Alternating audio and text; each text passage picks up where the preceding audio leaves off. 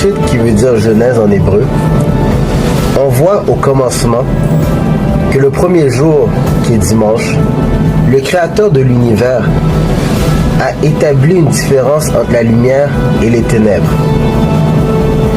Et on réalise qu'il y a toujours eu un soir avant un matin, avant qu'on dise que ce fut un jour. Donc on voit qu'à tous les jours, la journée débute lorsque le soleil se couche et se termine lorsque le soleil se couche, la journée d'après. Donc dimanche, séparation entre la lumière et les ténèbres. Deuxième jour, c'était le lundi. Le lundi, le maître de l'univers a séparé le ciel de la mer. Ça, c'était lundi. Mardi, troisième jour, il a sorti de la mer la terre. Et une fois qu'il a sorti la terre, ensuite, il a créé les végétaux, les arbres, les arbustes, toutes sortes d'espèces, toutes sortes de fruits, les plantes, les fleurs. Mais il ne pleuvait pas encore. J'insiste, il ne pleuvait pas. Il n'y a pas plu tant que l'être humain n'a pas été créé. On met ça au clair. Quatrième jour. On est rendu à quoi? Mercredi. Le quatrième jour, c'est là qu'il a fait les astres, les étoiles, le plus grand luminaire qui est le soleil, le plus petit luminaire qui est la lune et toutes les étoiles pour éclairer, pour qu'on puisse établir le temps par rapport aux années, aux mois, par rapport aux saisons, par rapport aux heures, aux minutes. Et ces astres sont des distributrices. Plus tard, ou si vous ne l'avez pas encore étudié avec moi, vous verrez que les astres sont des distributrices qui ont des influences sur tous les... Donc, au départ, il y avait 70 nations. 35 nations qui venaient de l'Orient et 35 nations qui viennent de l'Occident. Et tout le monde restait en tribu.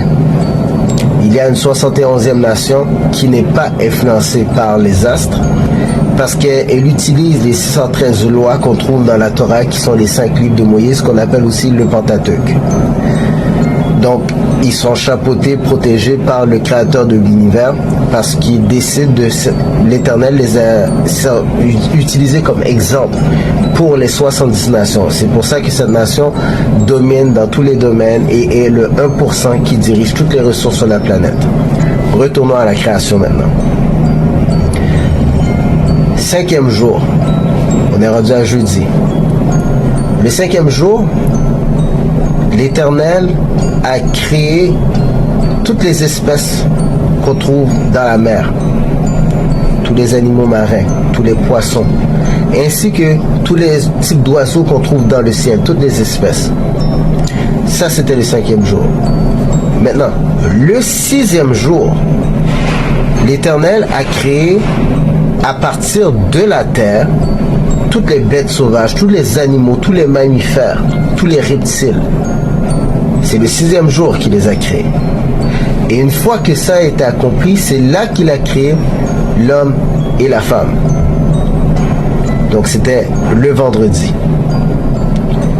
Et la dernière journée, le samedi, qui est le 7e jour de la semaine, qu'on appelle le Shabbat, il n'a rien créé.